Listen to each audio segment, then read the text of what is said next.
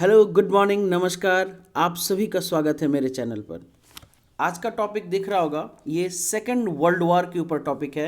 ये टॉपिक बनाने का सबसे बड़ा कारण है कि बहुत सारे लोगों ने, बहुत सारे स्टूडेंट्स ने इस टॉपिक को लेकर मुझे मैसेज किया था कि सर इस टॉपिक पर ही वीडियो बनाइए। तो मैंने एक छोटी सी कोशिश की है कि इस टॉपिक को कम से कम शब्दों में, ज़्यादा से ज़्यादा डिस्क्रिप्टिव वे में समझाते हुए टॉपिक को क्लियर कर सकूं। चलिए शुरू करते हैं। सेकेंड वर्ल्ड वॉर, द्वितीय विश्व युद्ध, और साथ ही साथ मैं आपको इसके और फर्स्ट वर्ल्ड वॉर के बीच का डिफरेंस भी बताऊंगा, ताकि अच्छी तरीके से आप इन दोनों के बीच के समय को क्लियर कर पाए। सेकेंड वर्ल्ड वॉर 1939 से 45 तक हुआ और फर्स्ट वर्ल्ड वॉर 1914 से 18 माने 14 से 18 और ये 39 से 45 तक हुआ। चलिए आगे बढ़ते इसी में। वर्ल्ड वॉर टू, थोड़ा सा इसका इंट्रोडक्शन कर लेते हैं कि world war two was also called as global war, क्योंकि ज़्यादातर देश डायरेक्टली चाहे इनडायरेक्टली इससे जुड़े ही रहे और इसका जो असर रहा वो फर्स्ट वर्ल्ड वॉर से कहीं कहीं कई गुना ज़्यादा रहा। It is also called as global war and was a conflict that involved virtually every part of the world during the year 39 to 45। तो बेसिकली जो कंट्री जिसमें पार्टिसिपेट किए, क्योंकि वर्ल्ड वॉर है, कोई एक कंट्री तो पार्टिसिपेट नहीं कर पाएगा, सारे कंट्रीज़ मिल के पार्टिसिपेट करेंगे। तो जब कंट्रीज़ मिल के पार्टिसिपेट करेंगे तो वो ग्रुप होगा, तो उस ग्रुप का क्या नाम होगा। तो बेसिकली लड़ा गया था दो ग्रुप के बीच में, एक को कहते हैं एक्सिस पावर, दूसरे को कहते हैं अलाइज पावर। एक्सिस पावर में जर्मनी, इटली और जापान था। अलाइज पावर में फ्रांस, ब्रिटेन, रशिया और लास्ट में फिल्म में यूनाइटेड स्टेट्स ऑफ अमेरिका आता है, क्योंकि बिल्कुल सेम है।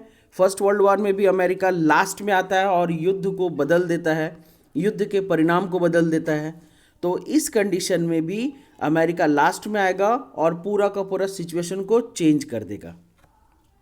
घुमा फिरा के अब हम लोग ज़रा से देखेंगे सेकेंड वर्ल्ड वॉर के बारे में कि it was also called as total war. इसको टोटल वॉर भी कहा गया क्योंकि लोगों ने आज तक इतना भयंकर तबाही अपने जीवन में कभी नहीं देखा था। Not limited only to soldiers, यहाँ पर लगभग 4 करोड़ सोल्जर्स मारे गए। 4 करोड़ मैंने सभी देशों के सोल्जर्स को मिलाकर जोड़ा गया है, ये किसी एक देश का नहीं है।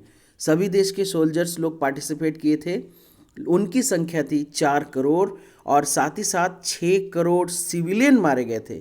बस अंदाज़ा लगा सकते हैं 6 करोड़ सिविलियन।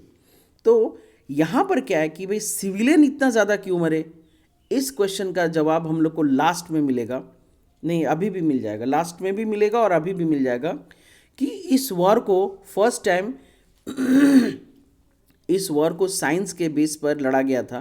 फर्स्ट टाइम बहुत सारे experiments, chemical war, chemical weapons वगैरह बना के यूज़ किया गया था। Scientist, industrialist, workers, all groups were involve in this war. इस लड़ाई को लड़ने में साइंटिस्ट की मदद ली गई, इंडस्ट्रियलिस्ट की मदद ली गई, सभी ग्रुप के लोगों की मदद ली गई। और जो लोग people who are helping by making arms और food counted in the war and attack. भाई जो इस युद्ध को सपोर्ट करने में लगे थे, चाहे वो खाना पहुंचा रहे हो, चाहे उनके लिए हथियार बना रहे हो, वो सब इस युद्ध में काउंटिंग होने लगे और उनके ऊपर भी अटैक किया गया। तो इसीलिए लगभग 6 करोड़ सिविलियन मारे गए और 4 करोड़ सोल्जर्स मारे गए।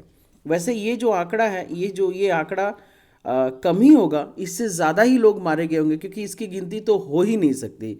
बस एक अंदाज है, अनुमान है कि इतना हुआ होगा।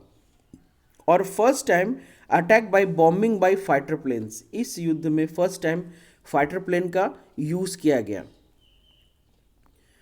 अब जरा से देखेंगे ये पॉइंट है कि what were the main causes of world war two. तो वर्ल्ड वॉर टू के मेन पॉइंट्स क्या है। अगर आपके 2 नंबर का क्वेश्चन हो, ये 2 नंबर का क्वेश्चन में अगर क्वेश्चन आ जाए तो उस कंडीशन में आपको ऐसे पॉइंट्स लिखने होंगे कि फर्स्ट हो गया imperialism, treaty of Versailles, new countries formed after first world war, rise of dictatorship, failure of League of Nations, groupism of country to be powerful, rise of militarism, और the great depression of 1929 to 39 तक का जो समय था, great depression वाला समय था। तो ये रीजंस थे। अगर आपको एक या दो नंबर का क्वेश्चन पूछा जाए तो आप ये सारे पॉइंट्स को लिख सकते हो, लेकिन ये पॉइंट्स को आपको समझना होगा। लेकिन जब यही क्वेश्चन कि what were the main reason behind the second world war, और वो डिस्क्रिप्टिव वे में 3 नंबर, 4 नंबर या 5 नंबर का हो, तो उस कंडीशन में आपको इस क्वेश्चन के आंसर को लिखना होगा। First, imperialism. इम्पेरियलिज्म को हिंदी में उपनिवेशवाद कहते हैं। इसमें क्या होता है, बेसिकली जो अमीर देश होता है वो छोटे गरीब देश पर डायरेक्टली या इनडायरेक्टली अपना कब्जा कर लेते हैं, वहाँ के रिसोर्स को यूज़ करते हैं, उस देश के कंट्री को एज ए मार्केट के रूप में यूज़ करते हैं, या फिर वहाँ के सारे रिसोर्स को निचोड़ने का काम करते हैं। तो ये सबसे ज़्यादा, और वैसे देखा जाए ये जो इम्पेरियलिज्म है, कॉलोनियलिज्म है, यही युद्ध माने यही विश्व युद्ध का सबसे बड़ा कारण भी रहा है। फर्स्ट वर्ल्ड वार होने का सबसे बड़ा कारण वही था, क्योंकि पूरी दुनिया में सबसे ज़्यादा ब्रिटेन की कॉलोनी थी, उसके बाद फ्रांस की कॉलोनी थी, उसके बाद पोर्टुगीज़। तो ये लोग पूरी दुनिया में अपनी कॉलोनी बना के अच्छा खासा कमा रहे थे, तो ये लोग डेवलप भी कर रहे थे। तो इनको देखकर इस कॉलोनी बनाना और इम्पेरियलिज्म के होड़ में कौन आ गया? Germany, Austria Hungary. तो अब चूंकि दुनिया का ज़्यादातर देश, जो भी गरीब देश है मगर रिसोर्स भरा हुआ है, वो सारे पहले से किसी न किसी यूरोपियन कंट्रीज़ के कॉलोनी थे। तो इनको तो वैसा ही देश ढूंढना था जहाँ पर इनको रिसोर्स मिल जाए। तो वही चीज़ एक ही जगह पर कब्जा करने के चक्कर में ये लड़ाई शुरुआत हो गई। चलिए आगे देखते हैं। इंपेरियलिज्म में क्या है कि large part of world were the colony of Britain and British and earning a huge money. Other countries like Japan and Germany also jumped into the race, and Germany wanted to occupy Europe and Japan wanted to occupy Asia. तो Asia का ज़्यादातर part Britain, America और France के under में था। तो जाहिर सी बात है, जहाँ पर पहले से कोई है, अगर वो जगह आपको कब्जा करना है तो आपको उससे लड़ना पड़ेगा। और जापान के दिमाग में क्या था कि सबसे पास में हम हैं, तो यहाँ पर हम ही को होना चाहिए। तो लड़ाई इस कारण से था। और जर्मनी का कहना था कि पूरे यूरोप पे हम कब्जा करेंगे। तो यही सारे कारण अल्टीमेटली एक विश्व युद्ध, नॉर्मल युद्ध नहीं, विश्व युद्ध का सिचुएशन को क्रिएट किया। नेक्स्ट है ट्रीटी ऑफ वर्साइल्स। ये ट्रीटी ऑफ वर्साइल्स क्या हुआ, मैं थोड़ा सा बताऊंगा, ज़्यादा तो बता नहीं पाऊंगा। कि फर्स्ट वर्ल्ड वार में हारने के बाद पूरी दुनिया ने मिलकर जर्मनी को फर्स्ट वर्ल्ड वार का दोषी ठहराया, और जर्मनी को बहुत सारे ट्रीटी पर साइन करना पड़ा, जिसमें सबसे बड़ा और सबसे महत्वपूर्ण, सबसे इम्पॉर्टेंट ट्रीटी था ट्रीटी ऑफ वर्साइल्स। ये ट्रीटी ऑफ वर्साइल्स के चलते जर्मनी के लोगों को बहुत ज़्यादा ह्यूमिलेटिंग फील हो रहा था, और सेकेंड वर्ल्ड वॉर को स्टार्ट करने के पीछे ट्रीटी ऑफ वर्साइल्स का बहुत बड़ा हाथ था। तो इसके बारे में क्या देखेंगे कि this treaty was humiliating Germany मतलब वहाँ के सभी लोगों को। और चूंकि फर्स्ट वर्ल्ड वॉर में हारने के बाद जर्मनी को इतना बेइज्जत किया गया, खासकर फ्रांस, ब्रिटेन और रशिया ने इतना ज़्यादा बेइज्जत किया कि इसका भी उनके मन में एक बहुत बड़ा गिल्ट था, बदला लेने की भावना बहुत बड़ी थी, और उसके चलते सेकेंड वर्ल्ड वॉर का आगाज हुआ। नेक्स्ट है insulting by the Britain, France and America. किसका इंसल्ट? जर्मनी का इंसल्ट। फोर्सिबली पे वार पेनल्टी एज 6 बिलियन यूरोज।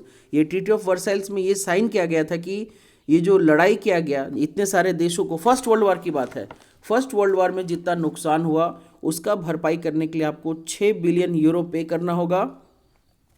ये साइन कराया गया था जर्मनी से। Overseas colonies were taken by France and Britain. जाहिर सी बात है, गुस्सा होने का कारण होगा ही होगा। और a part of Germany was given to France, Denmark, Poland, Lithuania. इन सभी देश को जर्मनी का एक एक पार्ट दे दिया गया था। ये भी उसके लिए बहुत बड़ा बेइज्जती और माने इसको कह सकते हैं ह्यूमिलिएशन का एक बहुत बड़ा कारण बना। और ये सारे बेइज्जती का बदला लेने के मकसद से सेकेंड वर्ल्ड वॉर का रचना किया गया। नेक्स्ट है तानाशाह, मैंने फर्स्ट पॉइंट में लिखा था राइज ऑफ डिक्टेटरशिप, ये दिख रहा होगा, राइज ऑफ डिक्टेटरशिप। तो ये तानाशाह का उदय कहाँ से स्टार्ट हुआ? तो जर्मनी की बागडोर जब हिटलर ने ली, तो उसके बाद सीधी सी बात है, वैसा आदमी सेकंड वर्ल्ड वॉर तो करता ही करता। अगर वो जिंदा रहता पता नहीं क्या करता, और अच्छा हुआ मर गया। नेक्स्ट है राइज ऑफ हिटलर। ये पॉइंट अगर आप लोग नहीं लिखोगे तो सेकंड वर्ल्ड वॉर अधूरा रह जाएगा। ही जॉइंड द आर्मी। मैंने थोड़ा सा हिटलर के बारे में, इसके ऊपर मैं फिर से डिस्क्रिप्टिव वीडियो दूंगा, लेकिन यहाँ पे थोड़ा सा बता दूं कि राइज ऑफ हिटलर, हिटलर का उदय कैसे हुआ, किस कारण से हुआ, और क्या क्या मुख्य बातें थी जो हिटलर को इतना बड़ा कदम लेने के लिए मजबूर किया। Hitler joined army in the first world war as a messenger. वो मैसेंजर के रूप में, वो जो वायरलेस ऑपरेटर होता है ना, जो मैसेंजर को यहाँ से वहाँ पास करता है, जान जाने का खतरा तो उसका भी रहता है। ही विन ब्रेवरी मेडल्स, और इस बहादुरी के काम के लिए उसको बहुत सारे मेडल्स भी मिले थे। ही ज्वाइंड द आर्मी का नौकरी ख़त्म करने के बाद उसने जर्मन वर्कर्स पार्टी को ज्वाइन किया 1919 में, और उसका लीडर बन गया, और उस पार्टी का नाम बदलकर नाजी पार्टी कर दिया। एंड जब वो नाजी पार्टी किया तो उसने लोगों को, क्योंकि उस वक्त जर्मनी की हालत बहुत बुरी थी, बहुत ही बुरी थी, पूरे जर्मनी को सपना दिखाने का काम, पूरे जर्मनी को डेवलप करने का काम, पूरे जर्मनी को इस बुरे बेइज्जती वाली स्थिति से बाहर लाने का काम मैंने हिटलर ने किया, और लोगों को ऐसा सपना दिखाया। अल्टीमेटली लोगों ने उसको वोट दिया और लोगों ने उसको हीरो बनाया, और जैसे ही वो हीरो बन गया, लोगों का चहेता बन गया, तब जाकर उसको चांसलर की जो पोस्ट होता है वो चांसलर का पोस्ट मिल गया। ये चांसलर का पोस्ट हमारे देश के प्राइम मिनिस्टर के पोस्ट के बराबर होता है, मतलब कैबिनेट का हेड, सारे पावर्स उनके पास। तो जस्ट जरा डेट समझिएगा, 30 जनवरी 1933 को वो चांसलर बना। जस्ट 30 जनवरी उसने क्या किया, एक फायर डिक्री एक्ट पास किया। कब? 28 फरवरी, माने मात्र 28 दिन के अंदर फायर डिक्री एक्ट पास किया। ये एक्चुअली हम लोग के कॉन्स्टिट्यूशन में भी है। फायर डिक्री एक्ट पास करने से क्या होता है, फ्रीडम ऑफ प्रेस और असेंबली करने की आज़ादी खत्म हो जाती है। मतलब लोग एक जगह असेंबल करके बातचीत नहीं कर सकते, आप भीड़ नहीं कर सकते हो, और प्रेस वाले कुछ भी नहीं छाप सकते। प्रेस वाले छापने से पहले आपसे परमिशन लेंगे। तो फ्रीडम ऑफ प्रेस और फ्रीडम ऑफ असेंबली करने की आज़ादी ख़त्म। जस्ट 28 फरवरी था, जस्ट उसके तीन दिन बाद एनेबलिंग एक्ट पास किया, जिसमें पूरा का पूरा आर्मी, मीडिया और प्रेस और जुडिशरी, ये चारों उसके कंट्रोल में आ गए। ये एक एक्ट है जिस एक्ट के तहत अगर एनेबलिंग एक्ट पास हो गया तो आर्मी, मीडिया, प्रेस और जुडिशरी, ये सारा का सारा आपके अंडर में आ जाएगा। तो सोच लीजिए, मात्र 28 दिन के अंदर फायर डिक्री एक्ट पास किया और एनेबलिंग एक्ट पास किया, पूरा का पूरा देश उसके हाथ में आ गया। इसके बाद उसने एक ह्यूज आर्मी बनाई और बहुत सारे सीक्रेट सर्विसेज बनाए, और पहला कदम था इसका ये रहा। और इस पहले कदम को मजबूत करने के लिए पहले से ही उसने आर्मी बनाना शुरू किया, बहुत बड़ा आर्मी बनाया, और अपने देश के लोग बोल नहीं सके, उनके बोलने की आज़ादी, इकट्ठा होने की आज़ादी, प्रेस की आज़ादी, जुडिशरी की आज़ादी, वो सब छीन लिया, ताकि मेरे देश के लोग मुझे ब्लेम नहीं कर पाए या मेरे बारे में बोल नहीं पाए।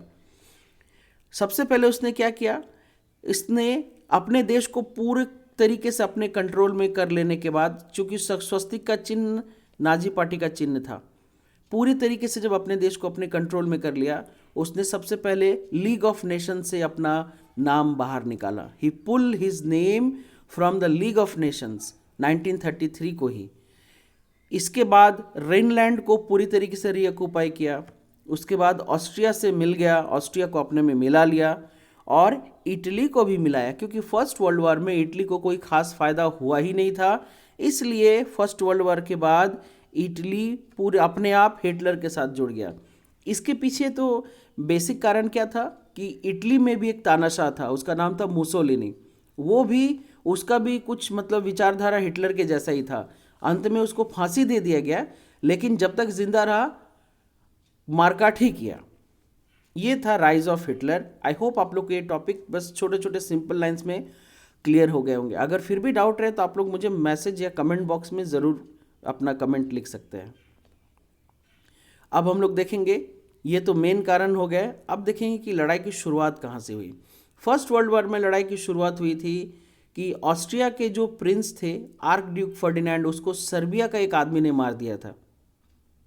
और उसके बाद ऑस्ट्रिया सर्बिया पर हमला करता है। सर्बिया की दोस्ती रशिया के साथ रहती है, रशिया बचाव में आता है, रशिया बचाव में ऑस्ट्रिया पर हमला करता है। तो ऑस्ट्रिया का दोस्त जर्मनी होता है, तो लड़ाई जर्मनी और रशिया में शुरू हो जाता है। और उसके बाद धीरे धीरे ये लड़ाई फैलने लगता है कि फिर उधर फ्रांस और ब्रिटेन भी मदद करने के लिए आ जाता है। तो इस तरीके से लड़ाई पूरी तरीके से फैल जाती है। तो सेकेंड वर्ल्ड वॉर भी लगभग कुछ उसी तरीके से ही हुआ, लेकिन थोड़ा सा यहाँ पर चेंज है। क्या starting of second world war में क्या है कि जापान, इटली, स्पेन, जर्मनी, ये चारों कंट्री ने सबसे पहले अपना नाम लीग ऑफ नेशन से बाहर किया। लीग ऑफ नेशन के बारे में बता दें, फर्स्ट वर्ल्ड वॉर के बाद लीग ऑफ नेशंस बनाया गया था। एक ग्रुप था जिसका मेन काम था कि भाई इतना बड़ा वर्ल्ड वॉर दोबारा ना हो, इसलिए लीग ऑफ नेशंस को बनाया गया था, ऐसी स्थिति दोबारा ना हो। लेकिन लीग ऑफ नेशन पूरी तरीके से फेल हो गई थी। वो इन लोगों जब जर्मनी ने दोबारा से ग्रीनलैंड पर कब्जा किया तब लीग ऑफ नेशन शांत रहा। जब जापान ने मंचूरिया पर अटैक किया तब लीग ऑफ नेशन शांत रहा। मतलब लीग ऑफ नेशन पूरी तरीके से फेल हो गया था। इसके पीछे भी कारण थे, क्योंकि लीग ऑफ नेशन के पास अपना कोई आर्मी या एयरफोर्स या ऐसा कुछ भी अपना था ही नहीं, तो वो लड़ता किस बेस पे, कैसे लड़ता। चलिए, वर्ल्ड वॉर की शुरुआत से पहले जापान, जर्मनी, इटली और स्पेन, ये चारों क्या किए, अपना नाम लीग ऑफ नेशन से निकाल लिया। उसके बाद जर्मनी ने ग्रीनलैंड पे अपना आर्मी पुट किया, जो उसके ट्रीटी ऑफ वर्साइल्स में मना किया गया था कि ग्रीनलैंड पे आप अपने आर्मी को नहीं ला सकते हो। इसने सिर्फ आर्मी पुट नहीं किया, पूरा का पूरा ग्रीनलैंड को अपने कब्जे में कर लिया था। Germany, Italy and Japan signed tripartite pact and axis power was formed. याद रखिए, एक ट्रिपाटाइट पैक्ट होता है। इन लोगों ने एक पैक्ट के तहत, एक संधि के तहत तीनों हाथ मिलाए थे कि भाई जीना मरना तेरे साथ, अगर हम पे कोई हमला करे तो हम लोग तीनों मिल के इसका जवाब देंगे। क्योंकि उस समय तक फ्रांस, ब्रिटेन, अमेरिका, ये लोग बहुत पावरफुल थे। तो इनका कहना था कि हम लोग भी अगर मिल जाएंगे तो उससे ज़्यादा पावरफुल हो जाएंगे, वो हम लोग के सामने कुछ भी नहीं है। यही गलतफहमी पूरे देश को बर्बाद की, देश के लोगों को बर्बाद की, और पता नहीं कितने बेगुनाह मासूम लोग मर गए कीड़े मकोड़े के भाव में, पता ही नहीं। ये था लड़ाई होने का शुरुआत। और साथ ही साथ हंगरी, रोमानिया, बुल्गारिया, ये तो एक्सिस पावर को ज्वाइन किया, ये भी मरने के लिए इनके साथ ही आ गया। अंत में इनका भी हाल बहुत बुरा होता है। ये लोग भूल गए थे कि हम जिसके साथ लड़ने जा रहे हैं वो हमसे कहीं ज़्यादा पावरफुल है। थोड़ा सा पिक्चर को देख के समझेंगे, जो रेड कलर में जितना है ये जर्मनी ने अपने अटैक करके अपने कंट्रोल में कर लिया था। मैंने जस्ट इम्पॉर्टेंट चीज़ दिया था, मैंने कुछ इंपॉर्टेंट चीज़ों को ही कलेक्ट किया, बहुत ज़्यादा कलेक्ट नहीं किया, क्योंकि अगर इसके ऊपर लेक्चर बनेगा तो 5-6 घंटे का लेक्चर हो जाएगा, वो कंप्लीट नहीं होगा। फर्स्ट, जर्मनी ने अटैक किया पोलैंड पर 1 सितंबर 1939। Czechoslovakia, Austria, Denmark, Norway, Greece, Luxembourg, Netherland, Belgium, France, Holland, Yugoslavia, ये दिख रहा है रेड कलर का जितना भी है। सोच लीजिए, अगर फ्रांस को तो 3 दिन में जीत गया था, अगर ये यहाँ तक जर्मनी रुक जाता तो आज के डेट में हम लोग यूरोप बोलकर कोई चीज़ नहीं पढ़ते, सिर्फ जर्मनी बोलकर ही पढ़ते। लेकिन लालच कहते हैं ना, बहुत बुरी चीज़ है, लालच ने डुबा डाला। अब इसने इसके बाद ब्रिटेन पर भी हमला किया था, लेकिन ब्रिटेन पर हमला करने के बाद ब्रिटेन के साथ हवाई हमले बहुत ज़्यादा हुए इंग्लिश चैनल के आसपास, तो उसमें जीत नहीं पाए। बाकी ये सभी कंट्रीज़ को जर्मनी जीत गया था। यहाँ तक बाकी की उसको कोई अपोज करने वाला नहीं था। इसके बाद जब ब्रिटेन पर हमला हुआ, हवा में लड़ा गया, लेकिन लड़ाई कुछ देर के बाद जब जर्मनी देखा कि और जीत नहीं पा रहे तो रुक गया। यहाँ पर इसके साथ जो लड़ाई हुआ रुक गया। इसके बाद क्या हुआ, एक बहुत अजीब सा ट्विस्ट आया स्टोरी में। वो क्या ट्विस्ट है वो हम लोग इसके बाद देखेंगे, लेकिन पहले देखेंगे जर्मनी ने इन कंट्रीज़ पर अटैक किया। साथ ही साथ देखिए, जापान भी हीरो बन गया था, ये दिख रहा होगा। जापान ने Manchuria, Burma, Indonesia, Thailand, Malaysia, Philippines, हवाई और कोरिया, ये जितना भी दिख रहा होगा ये सब को लड़ाई करके जीत गया था। इधर जापान भी आगे बढ़ रहा था। जापान दिख रहा है इतना छोटा सा आइलैंड है, लेकिन इतना पावरफुल था उस समय, इसकी नेवी इतनी पावरफुल थी कि चाइना उस समय इसके आगे कुछ भी नहीं था। उसने चाइना के बीजिंग को भी अपने कंट्रोल में कर लिया था। It's navy was very powerful, और इसके नेवी को चलाने के लिए जो तेल चाहिए होता था वो यूएसए से आता था। ये हम लोग इसके बारे में पढ़ेंगे। मैं जस्ट आपको एक छोटा सा डिस्क्रिप्शन दे रहा हूँ कि जापान की नेवी बहुत पावरफुल थी। उसके नेवी को चलाने के लिए जो ऑयल की ज़रूरत होती थी वो यूएसए से आता था। यूएसए ने क्या किया, अपना सप्लाई रोक दिया। तो जापान ने क्या किया, ससुरे पर बॉम्ब ही गिरा दिया। जापान भी आ गया तैश में। ये इसको भी लग रहा था कि हम इतने पावरफुल हो गए हैं, अब तो मेरे आगे अमेरिका घुटने टेक ही देगा। लेकिन ये भूल गया था कि अमेरिका इससे कहीं बड़ा ही नहीं, कहीं पावरफुल भी है। खैर जो भी हो, उसने अटैक किया और अमेरिका ने जापान ने, ये क्वेश्चन बहुत बार पूछा जाता है कि जापान ने पर्ल हार्बर पर अटैक किया था 7 दिसंबर 1941 को। उसके बाद क्या हुआ ये पूरी दुनिया जानती है। ऐसा बॉम्ब गिरा है जापान के ऊपर कि मैंने जापान आज भी वहाँ पे बच्चे लंगड़े लूले पैदा होते हैं, फिजिकल डिसेबिलिटीज़ के साथ पैदा होते हैं, फिजिकल या मेंटल दोनों। और इधर साथ ही साथ इटली को भी भाई धुन चढ़ गया था, इनके साथ मिल गया था।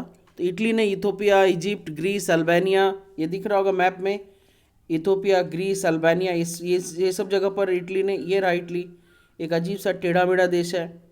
ये भी अपने आप को बहुत पावरफुल सोचने लगा। और ये रहा ग्रीस हो गया, अल्बानिया इसके ऊपर है। उसके बाद इथोपिया, एक्चुअली वो अफ्रीका के इस जगह पर आता है, इथोपिया इस जगह पर है। यहाँ पर अटैक किया और ये सब जगहों को कंट्रोल कर लिया। ये लोग सोच रहे थे कि अब तो हमारे आगे कोई नहीं है। अब यहाँ पर क्या हुआ, लालच देखिए, ऑलरेडी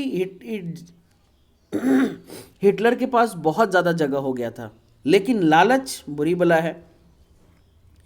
हिटलर को अपने देश के लोगों के लिए और जगह चाहिए था, इतना जगह से मन नहीं भरा। तो ये जो रशिया का ये वाला जो पार्ट है, इसको हम लोग यूक्रेन कहते हैं। हिटलर को लगा चूँकि यूक्रेन एक इतना ज़्यादा, मतलब इतना बढ़िया फर्टाइल लैंड वाला जगह है जहाँ पर अनाज का पैदावार बहुत ज़्यादा होता है, बहुत ही हाईली फर्टाइल एरिया है और प्लेन लैंड है। तो यहाँ पर हिटलर का लालच बढ़ गया। इसको लगा कि हम इतने बड़े हो गए हैं, अब तो रशिया जैसे देश को हम हरा ही सकते हैं। तो ये क्या क्या बेवकूफ़ी, इसने ज़्यादा ज़मीन अपने देश के लोगों को देने के लिए इसने रशिया पर अटैक किया। Hitler need more land for Nazi Germany, याद रखिए जर्मनी नहीं, Nazi Germany, because that time Germany was under Hitler, Hitler's party that was called as Nazi party. So he attack Russia for Ukraine, ये Ukraine वाला area. तो ऐसा नहीं कि नहीं हुआ, और ये जीत भी गया। फिर एस्टोनिया, लाटविया, लिथुआनिया, ये यहाँ पर एस्टोनिया, लातविया, लिथुआनिया, इसको बाल्टिक कंट्रीज कहते हैं, ये इसको भी जीत गया। फिर लेनिनग्राड में भी घुस गया, ये यहाँ लेनिनग्राड और ऊपर अंदर घुस गया। फिर मॉस्को और ऊपर है। फिर स्टालिनग्राड, सोच लीजिए रशिया का आधा घुस के इतना दूर तक जीत चुका था हिटलर। अब यहाँ तक ये जब जीत गया, रशिया का देखा जाए बहुत बड़ा पार्ट जीत चुका था, बहुत ही इम्पोर्टेंट पार्ट जीत चुका था इधर से। लेकिन रशिया के लोग, रशिया की आर्मी वेट कर रही थी कि अभी हम हमला नहीं करेंगे। अल्टीमेटली हिटलर ने क्या किया, Hitler seize the Moscow city, Moscow city को पूरी तरीके से सीज कर दिया। ना ही कोई आउटगोइंग होगा और ना ही कोई इनकमिंग होगा। इसके चलते हज़ारों लोग भूख से मर गए, और बम जो गिराया एरोप्लेन से उससे भी मर गए। हज़ारों लाखों लोग मरे, सॉरी यहाँ तो हिसाब किताब और है, अबाउट 1 करोड़ सिविलियन डाइड।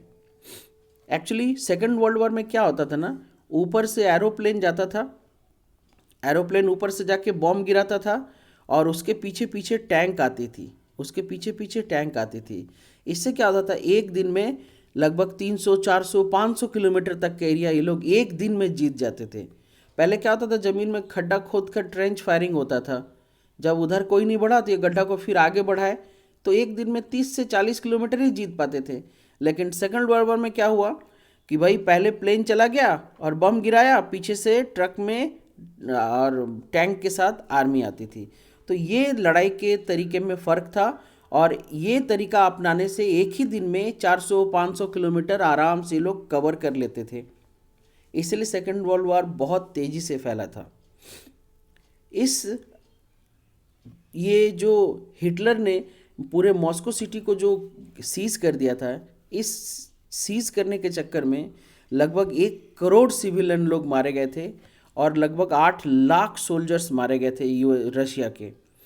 अब यहाँ पर रशिया ने काउंटर अटैक करना स्टार्ट किया दिसंबर 1944, क्योंकि उनको पता था कि रशिया का जो भयंकर ठंड है उसको झेलने के लिए जर्मन सोल्जर्स के पास वो स्किल नहीं है। उस भयंकर ठंड में सिर्फ रशिया के सोल्जर्स ही सरवाइव कर सकते हैं, लड़ सकते हैं, जीत सकते हैं। इसलिए इन लोगों ने इतना समय तक वेट किया। अब यूएसएसआर वापस आया, अपना स्टालिनग्राड को, मॉस्को को, ये सब को रिकैप्चर करना स्टार्ट किया। पोलैंड को भी रिकैप्चर कर लिया। अब क्या हो रहा है ना, रशिया अब यहाँ से अंदर आ रहा है धीरे धीरे धीरे धीरे, एक एक जगह को छुड़ाते हुए जो हिटलर के कब्जे में था। और जून 1944 तक पोलैंड भी फ्री हो गया, दिख रहा होगा। अब हम लोग रिवर्स अटैक की बात करेंगे।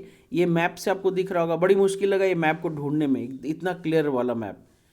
तो USSR start fighting against Germany from December 1944। मैंने उसके पहले का आप लोगों को कारण बता दिया कि कारण यही था कि यूएसएसआर को पता था कि बेटा जहाँ तक आना है आजा। अगस्त, सितंबर, अक्टूबर, नवंबर तक इंतजार किए, क्योंकि जो दिसंबर की ठंड है इसमें जर्मन सोल्जर्स की औकात नहीं खड़े होकर लड़ना, इसमें सिर्फ औकात रशियन सोल्जर्स का ही है। और उन लोगों ने दिखाया। USSR recapture the Stalingrad, Moscow, Poland. साथ ही साथ यूएसएसआर सिर्फ यही नहीं, ये ग्रीस, यूगोस्लाविया, अल्बानिया, हंगरी, ये सब को अलाइड के साथ मिल के आज़ाद करा। इधर से यूएसएसआर इधर से तो आया, इधर से भी आया। तो इधर जो ये दिख रहा होगा यूगोस्लाविया, नीचे ग्रीस है, ये सब को फ्री कराना, आज़ाद कराना शुरू किया, क्योंकि यहाँ पर इटली ने कब्जा कर रखा था। अब धीरे धीरे पोलैंड में भी घुस गया, चेकोस्लोवाकिया में घुस गया। इस तरीके से इधर से ये आज़ाद कराना शुरू किया। Allied starts operation Neptune to free France. अब अलाइड में यहाँ अमेरिका है, ये अमेरिका आ गया क्योंकि फ्रांस भी जर्मनी के अंडर में था। अमेरिका इधर से आया। अब ये इधर इंग्लैंड है, इंग्लैंड के सोल्जर्स के साथ मिलके फ्रांस को आज़ाद किया और उसी ऑपरेशन का नाम है डी डे लैंडिंग कहते हैं इसको, या ऑपरेशन नेपच्यून भी कहते हैं या डी डे लैंडिंग कहते हैं। तो इधर से अलाइड ग्रुप आया, इधर से रशिया अटैक कर रहा था। तो अप टू सितंबर 1944 बेल्जियम, नीदरलैंड ये फ्री हो गया था। बेल्जियम यहाँ पर ये पिंक कलर का दिख रहा होगा, छोटा सा कंट्री है। जर्मनी और फ्रांस को जोड़ना है तो बेल्जियम के रास्ते से ही आना होगा। बेल्जियम फ्री हो गया, नीदरलैंड फ्री हो गया। नीदरलैंड बिल्कुल बेल्जियम के ऊपर है। ये तो चूंकि छोटे छोटे देश हैं, इनके ऊपर अटैक करके जीतना कोई बहुत बड़ा बात नहीं है। तो अल्टीमेटली फिर भी अलाइड पावर्स ने इनको फ्री कराया जर्मनी से। और 1944 तक Germany surrender to Soviet Union, आगे अपने औकात में। 44 तक जर्मनी ने रशिया, उसमें रशिया का पुराना नाम सोवियत यूनियन था, यूएसएसआर था, उसके आगे जर्मनी ने घुटने टेक दिए। मैंने ये जो ईस्टर्न फ्रंट था और एक वेस्टर्न फ्रंट हम लोग कहते हैं, जर्मनी को अगर ठीक से बांटा जाए तो ईस्टर्न फ्रंट में जर्मनी ने घुटने टेक दिए और उधर छोड़ दिया, वो वेस्टर्न फ्रंट का लड़ाई लड़ने लगा। अब इसके बाद क्या हुआ, recapturing Kharkiv and Kiev from the Germany. यहाँ पर खार्किव है, कीव है, इस जगह पर है खार्किव, कीव। धीरे धीरे जर्मन यूएसएसआर सबको रिकैप्चर करते हुए आगे आ रहा था। आगे आते आते क्या किया, allied bombers attack German cities in day light air Reds. देखिए जर्मनी ने इतना तबाही मचाया था, तो जाहिर सी बात है बदला लेने के लिए तो उससे डबल तबाही मचाना होगा। तो इन लोगों ने, अलाइड फोर्स ने भी क्या किया, दिन दहाड़े पूरे के पूरे जर्मनी के सिटीज़ पर बॉम्ब से अटैक किया, और वो भी प्लेन वाले बॉम्ब से। मतलब सोच लीजिए स्थिति कितना खराब होगा। और रशियन रीच्ड बर्लिन इन 21 अप्रैल 1945। बर्लिन जर्मनी की राजधानी है, जो बर्लिन में घुस गया। और कब घुस गया, 21 अप्रैल 1945 में। अब ये देख के हिटलर तो बहुत खुश हुआ, हिटलर का खुशी का ठिकाना ही नहीं रहा। तो हिटलर ने क्या किया, एक गोली अपने सर में ही दाग दिया, इतना ज़्यादा खुश हुआ। दूसरे शब्दों में हिटलर सुसाइड कर लिया। He killed himself on 30 April 1945। तो इस तरीके से अब इधर से allied defeated Italian forces and freed the captured areas. अब इस साइड से भी जो अलाइड ग्रुप के थे, यूएसए भी जुड़ गया था, ये सब मिल के क्या कर रहे थे, जो इनका इटली और ऑस्ट्रिया हंगरी ने जितना भी इधर आसपास के देशों में कब्जा किया था वो सबको ये लोग इधर से फ्री करवा रहे थे। मुसोलिनी वॉज हैंग्ड ऑन 2 मई। बस 2 दिन बाद उसको, मुसोलिनी को एकदम फांसी लगा के मारा गया और लोगों के बीच में फांसी दिया गया, क्योंकि ये अपने आप को गोली नहीं मार पाया, इसलिए उसको फांसी दे के मारा गया। अब इसके बाद क्या हो रहा है, थोड़ा सा सीन देखेंगे। यहाँ पर एक छोटा सा देश है जो अपने आप को बहुत ज़्यादा पावरफुल समझ रहा था, बहुत ज़्यादा, जापान। इसने क्या किया, शेर के मुंह में हाथ दे दिया। पर्ल हार्बर ऑफ यूएसए पे इसने अटैक किया था 7 दिसंबर 1941। तो अभी तक तो यूएसए घुसा नहीं था, लेकिन जापान के अटैक के बाद से USA entered the war with allied group. USA allied group के साथ आई, फ्रांस, ब्रिटेन, रशिया के साथ आई। USA declared war on Japan. USA ने इस जापान पर अपना सीधा सीधा हमला किया, क्योंकि जापान का गलती था, वो यूएसए के पर्ल हार्बर पर बम गिराया था, बहुत सारे लोग मारे गए थे, क्योंकि उस समय मतलब सब रिलैक्स मूड में थे, कोई रेडी नहीं था। फिर इसके बाद क्या हुआ, यूएसए ने फिलीपाइंस, वियतनाम, कंबोडिया, मतलब ये जो जो जगह पर जापान ने कब्जा किया था उसको आज़ाद करा दिया। USA captured Okinawa island. USA draw, अब ओकिनावा आइलैंड मई 1945 तक ओकिनावा आइलैंड, मतलब जापान का ओकिनावा आइलैंड पर यूएसए ने कब्जा कर लिया था। लेकिन फिर भी जापान शांत नहीं हो रहा था। तो जापान को शांत करने के लिए 2 मीठी गोली दी यूएसए ने, 2 मीठी मीठी प्यारी सी गोली दी। उस गोली का मिठास आज भी ऐसा है कि वहाँ के बच्चे अभी भी डिसेबल्ड पैदा होते हैं, फिजिकली हो चाहे मेंटली हो। USA dropped atom bomb on 6 August 1945 Hiroshima और नागासाकी में 9 अगस्त 1945। माने यूएसए को भी शांति नहीं हुआ, एक बम गिरा के 2 बम गिराया। तो सोच लीजिए 1945 के पास उनके पास एटम बॉम्ब था। इन लोगों ने दुनिया को फर्स्ट टाइम दिखाया कि लो, तुम लोग कितना भी उड़ लो, हम तुम लोग के बाप ही हैं। तो सोच लीजिए कितने पावरफुल थे। आज के डेट में उनके पास क्या क्या होगा हम लोग इसका अंदाज़ा भी नहीं लगा सकते हैं। अल्टीमेटली अब जापान को अपना औकात दिखा और पूरे तरीके से वो ठंडा हो गया। Japan surrender to USA on 15 August 1945। Japan surrender किया, इधर मुसोलिन को फांसी हो गया, उधर हिटलर ने अपने आप को गोली दे ही दी, मीठी वाली नींद की गोली। इस तरीके से एक्सिस पावर वाज डिस्ट्रॉयड। पूरी तरीके से जो ट्रिपल एंड टॉट और एक्सिस पावर, सब दुकान बंद, सब खेला ख़त्म। इस तरीके से सेकेंड वर्ल्ड वॉर ऑफिशियली ख़त्म होता है। अब हम लोग देखेंगे कि भाई वर्ल्ड वॉर ख़त्म होने के बाद इन सब देश के साथ क्या कराया गया। फर्स्ट वर्ल्ड वॉर में क्या हुआ था कि बहुत सारे ट्रीटीज़ पर साइन कराया गया था कि ये साइन करो, वो साइन करो, कि आज के बाद ये नहीं करेंगे, आज के बाद वो नहीं करेंगे। लेकिन इस बार सबने सोचा कि भाई फर्स्ट वर्ल्ड वॉर में तो झेल लिए, सेकेंड वर्ल्ड वॉर भी झेल लिए, लेकिन अब वैसा स्थिति ना हो उसके लिए कुछ ठोस कदम उठाने होंगे। जरा सा देख ले, अबाउट 10 करोड़ लोग मरे थे, जिसमें 4 करोड़ सोल्जर और 6 करोड़ सिविलियन थे। डाइड इंक्लूडिंग ऑल कंट्रीज, और साथ ही साथ 2 करोड़ से ज़्यादा लोग हॉलोकास्ट में मरे थे।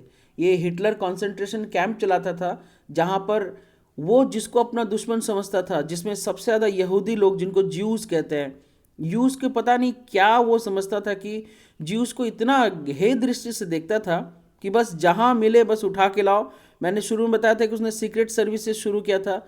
सीक्रेट सर्विस का काम ही होता था कि जो भी लोग हिटलर के बारे में बोले उसको उठा के लाओ और ऐसा मारो कि कोई पता नहीं कर पाए कहाँ गया। हिटलर के कॉन्सेंट्रेशन कैंप के बाहर चप्पल खोल लिया जाता था।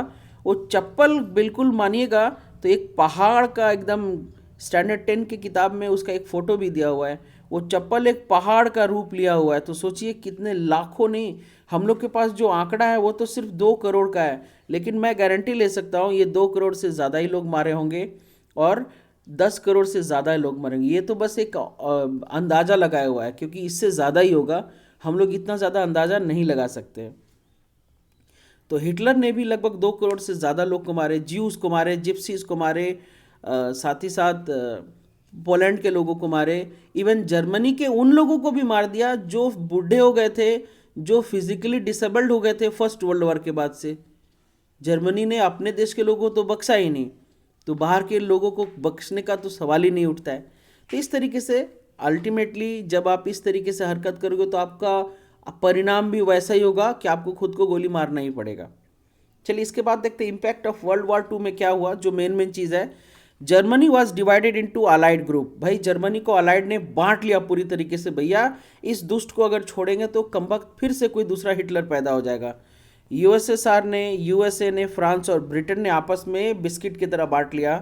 Berlin was divided into 2 parts. Berlin को 2 पार्ट में बांट दिया गया, और इसको हम लोग east and west Berlin was divided by wall of Berlin, मतलब मिलने ही नहीं देना। ये देखिए पूरे देश को ये जो बाउंड्री है दिख रहा होगा, बाउंड्री बना दिया गया था पूरे देश के अंदर। ये ईस्ट और वेस्ट बर्लिन को अलग कर दिया गया था, और ताकि मिलो ही नहीं, मिलेगा तो फिर से जुड़ेगा, जुड़ना ही नहीं देना है। और ऐसा बहुत साल तक हुआ।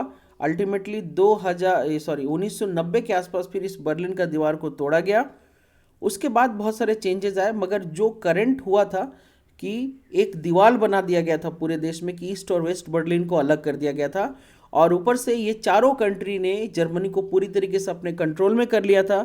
जर्मनी का जो भी है ट्रेड है, जर्मनी का जो भी है एडमिनिस्ट्रेशन है, ट्रेड है, रूल है, सारा का सारा चीज़ इन लोगों ने अपने हैंड में ले लिया था। जर्मनी के लोगों के लिए क्या करना है नहीं करना, वो सारा गवर्नमेंट पूरा यही चारों चला रहे थे अल्टीमेटली। फिर जो सबसे मेन आउटकम्स हुए सेकंड वर्ल्ड वॉर के, उसको हम लोग को समझना है। फर्स्ट पार्ट क्या था कि Berlin was divided into 2 parts, east and west Berlin divided by a wall of Berlin. Second, USA and USSR emerged as a super power. USA और यूएसएसआर एक सुपर पावर के रूप में उभरा, जिसके चलते कोल्ड वॉर सिचुएशन आ गया। भाई कोल्ड वॉर को शीत युद्ध कहते हैं, मतलब जिसमें युद्ध होने की संभावना तो रहती है मगर युद्ध होता नहीं है। नेक्स्ट है decolonisation starts, Britain and France struggle. मतलब ब्रिटेन और फ्रांस के कॉलोनीज में डीकोलोनाइजेशन स्टार्ट हो गया, मतलब जो कॉलोनी में लोग रहते थे उन लोगों ने रिवोल्ट करना स्टार्ट किया। इंडिया का नाम उस समय ब्रिटिश इंडिया था, क्योंकि इंडिया एक ब्रिटिश का कॉलोनी था, और ये 1939 की बात है। याद कीजिए हम लोग को आज़ादी 47 में मिला है, तो उसी समय से हम लोगों ने भी, हमारे देश में भी ये बिगुल रिवोल्ट का बच चुका था। और सबसे इम्पॉर्टेंट काम है यूएनओ बनाया गया, यूनाइटेड नेशन ऑर्गेनाइजेशन, ये बनाया गया, ये दिख रहा होगा। और इसको इतना पावरफुल बनाया गया कि ये डिसीजन जो भी लेगा बहुत ही ठोस लेगा, और कुछ नहीं है। रशिया का ये फ्लैग है और ये अमेरिका का फ्लैग है, ये दोनों सुपर पावर के रूप में बन के उभरे और यूनाइटेड नेशन ऑर्गेनाइजेशन की स्थापना हुई, जो गारंटी लेता है कि भैया दोबारा कभी विश्व युद्ध जैसी स्थिति बनने ही नहीं देगा, क्योंकि 10 करोड़ से ज़्यादा लोग मारे गए, ये बहुत बड़ी बात है। चलिए ये आपका हमारा टॉपिक आज ख़त्म होता है। आई होप आप लोग को समझ में आया होगा। मैंने कोशिश की कि कम से कम शब्दों में पूरी तरीके से विस्तृत रूप से इस टॉपिक को क्लियर कर पाऊँ। अगर आप लोग को ये वीडियो अच्छा लगे तो लाइक, शेयर और सब्सक्राइब ज़रूर कीजिएगा। मिलते हैं फिर से अगले वीडियो में, तब तक अपना ख्याल रखिए। जय हिंद।